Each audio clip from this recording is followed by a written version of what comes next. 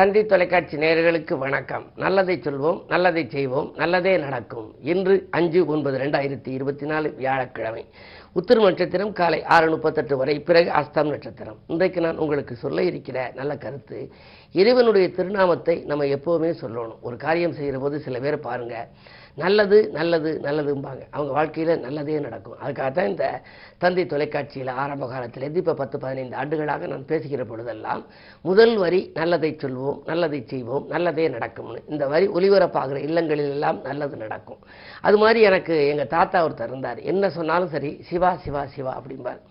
அப்போ நான் கேட்டேன், ஏன் ஐயா அப்படி சொல்கிறீங்களே சிவா சிவான்னு, எதுக்காக அப்படி சொல்கிறீங்கன்னு. இல்லை, சிவனுடைய பேரை அதிகமாக நம்ம உச்சரித்தோம் அப்படின்னா சிவனுடைய ஆதரவு நமக்கு கிடைக்கும், அவருடைய அருள் கிடைக்கும். நீனு இது மாதிரி ஏதாவது ஒரு தெய்வத்தை, உனக்கு எந்த இஷ்ட தெய்வம் இருக்கோ அதை சொல்லு அப்படிம்பாரு. அதே மாதிரி பல இடங்களில் பார்த்தீங்கன்னா ஏதாவது சொன்னோம்னா முருகா அப்படிம்பாங்க, சில பேர் இறைவா அப்படிம்பாங்க. அங்கே மேலோகத்தில் ஒரு காட்சி நடந்துச்சு. அதாவது நாரதர் ஸ்ரீமன் நாராயணனோட பேசிக்கிட்டு இருக்க போது சொன்னார், உன்னுடைய பெயரை அதிகமாக உச்சரிக்கிறது நான் தான்னாரு. நாராயணன் ஸ்ரீமன் நாராயணமூர்த்திகிட்ட சொல்கிறார் நாரதர். காரணம், நீங்கள் நாரதரை சினிமாக்களில் பார்த்துருப்பீங்க, கையில் ஒரு சிப்பிலா கட்டை வச்சுருப்பார், அடிக்கடி நாராயணா நாராயணான்னு சொல்லுவார். ஒரு நாளைக்கு எப்படியும் ஒரு 500 தரம் 1000 தரம் சொல்கிறேனே, அதனால் நான் தான் உன் பேர் அதிகமாக உச்சரிக்கிறேன்னா அப்படிம்பாரு.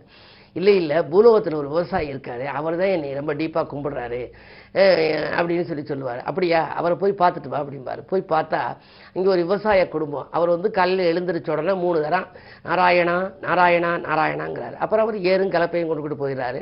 அப்புறம் வீட்டுக்கு கஞ்சியெல்லாம் வச்சு சாப்பிட்றாரு, பிள்ளைகளுக்கு எல்லாம் அதை ஊட்டி விடுறாரு, பிள்ளைகளை பள்ளிக்கூடத்துக்கு கூட்டிகிட்டு போகிறாரு, எல்லா வேலையும் பார்த்துடுறாரு.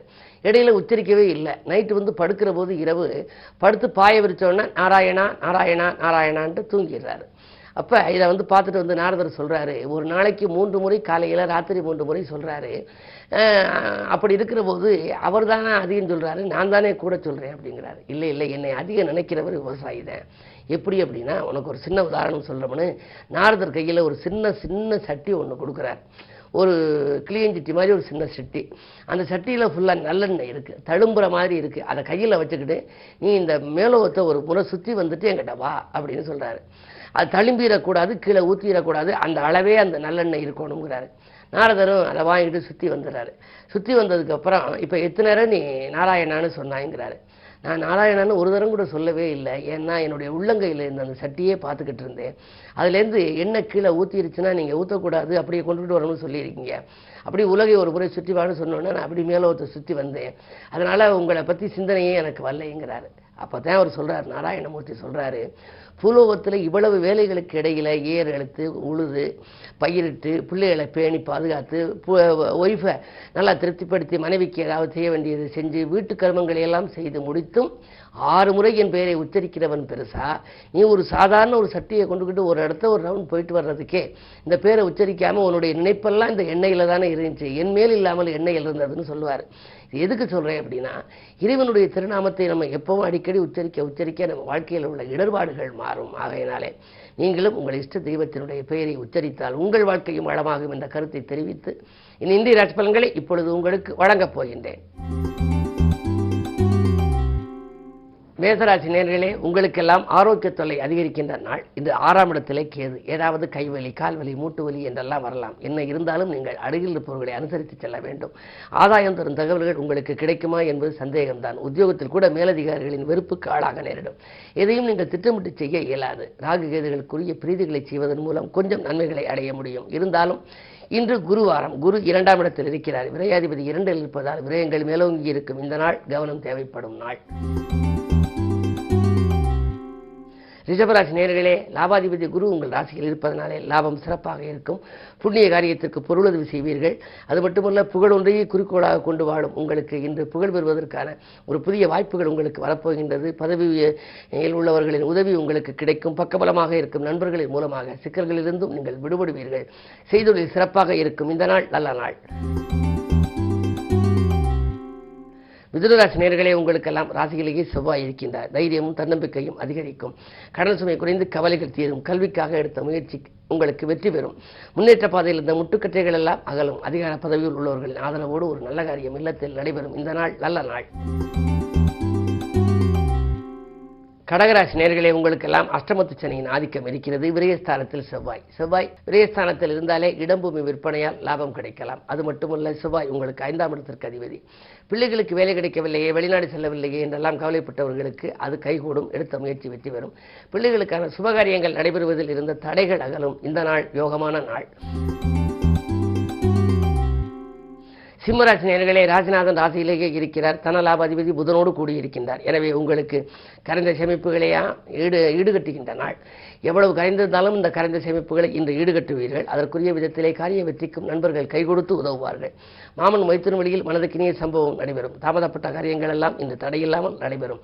அஷ்டமத்தில் ராகு இருப்பதனாலே பயணங்கள் பலன் தருவதாக இருக்கும். அயல்நாட்டிலிருந்தும் அயல் மாநிலங்களிலிருந்தும் கூட உங்களுக்கு அழைப்புகள் வரலாம். புதிய ஒப்பந்தங்கள் பலன் தருவதாக அமையும் நாள் இந்த நாள். கன்னிராசி நேயர்களே, ராசியிலேயே லாபாதிபதி சந்திரன் சுக்கிரன் கேதுவோடு இருக்கின்றார். எனவே உங்களுக்கு சஞ்சலங்கள் தீரும், சந்தோஷம் சேரும். திட்டமிட்ட காரியங்களை சிறப்பாக செய்து முடிப்பீர்கள்.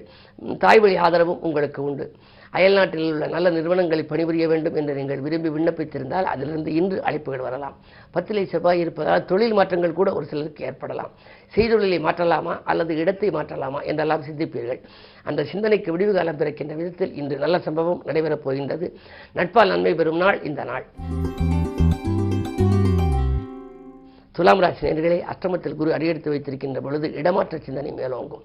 வீடு மாறலாமா, இடம் மாறலாமா, தொழிலை மாற்றலாமா, உத்தியோகத்தை மாற்றலாமா என்றெல்லாம் மனக்குழப்பங்கள் அதிகரிக்கும். மனக்குழப்பத்திற்கு மருந்து தெய்வ வழிபாடு. இன்று குருவாரம். எனவே குருவை கும்பிட வேண்டும்.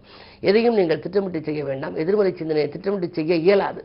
எதிர்மறை சிந்தனைகளை தவிர்த்து நேர்மறை சிந்தனைகளை வளர்த்துக் கொள்ளுங்கள். உங்கள் எண்ணங்கள் நிறைவேறும். விருச்சிக ராசி நேயர்களே, உங்களுக்கு வியக்கும் தகவல் வீடு வந்து சேர்கின்ற நாள். உதவி வருமானங்கள் பெருகி உள்ளத்தை மகிழ்விக்கும். அருகில் இருப்பவர்களின் ஆதரவும் உங்களுக்கு கிடைக்கும். சிகரம் போல் உயர நீங்கள் சிரத்தை எடுக்கும். இந்த நாளில் எதை செய்தாலும் அதில் திட்டமிட்டு செய்யாமல் இருந்தால் கூட திடீரென உங்களுக்கு நன்மைகள் வரலாம். லாபமும் சிறப்பாக உங்களுக்கு கிடைக்கும். தொழில் உத்தியோகத்திலே நீங்கள் எதிர்பார்த்ததை காட்டிலும் கூடுதல் நன்மைகள் உங்களுக்கு வரப்போகின்றது.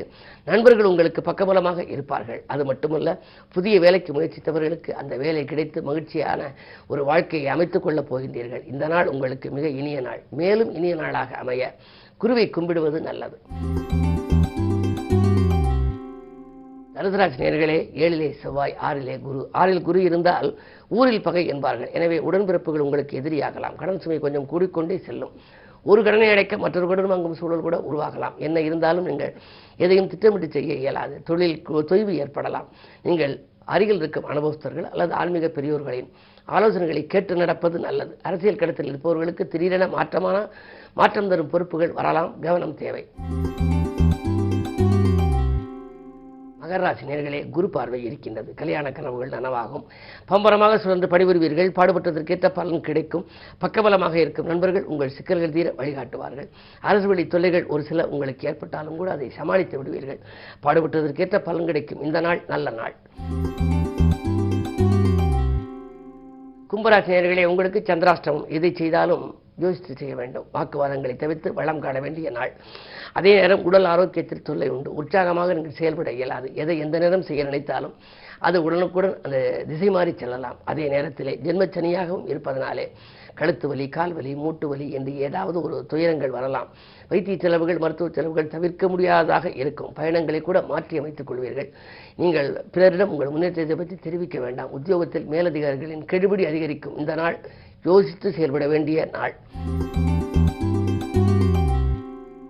மீனராசி நேயர்களே, ஜென்மத்தில் ராகு. புத்துணர்ச்சியோடு செயல்பட்டு புதுமை படைக்கப் போகின்றீர்கள். பொருளாதார பற்றாக்குறை அகலும். ஆரோக்கியம் சீராகி ஆனந்தப்படுத்தும். சேமிப்பு உயரும். கரைந்த சேமிப்புகளை எல்லாம் ஈடுகட்டுவீர்கள். அயல் நாடு அல்லது அயல் மாநிலம் செல்வதற்கான அழைப்புகள் உங்களுக்கு வரலாம். அது மட்டுமல்ல, உறவினர்களில் ஒரு சிலர் உங்களை விட்டு விலகி இருக்கலாம். அப்படி விலகிச் சென்ற உறவினர்கள், சொந்தங்கள் இன்று விரும்பி வந்து சேரக்கூடிய ஒரு சூழல் உண்டு. நாளிலே செவ்வாய் இருப்பதால் இடம் வாங்குவது, வீடு வாங்குவது பற்றிய சிந்தனை வெற்றி தரும். மேலும் விவரங்கள் அறிய தினத்தந்தி படியுங்கள்.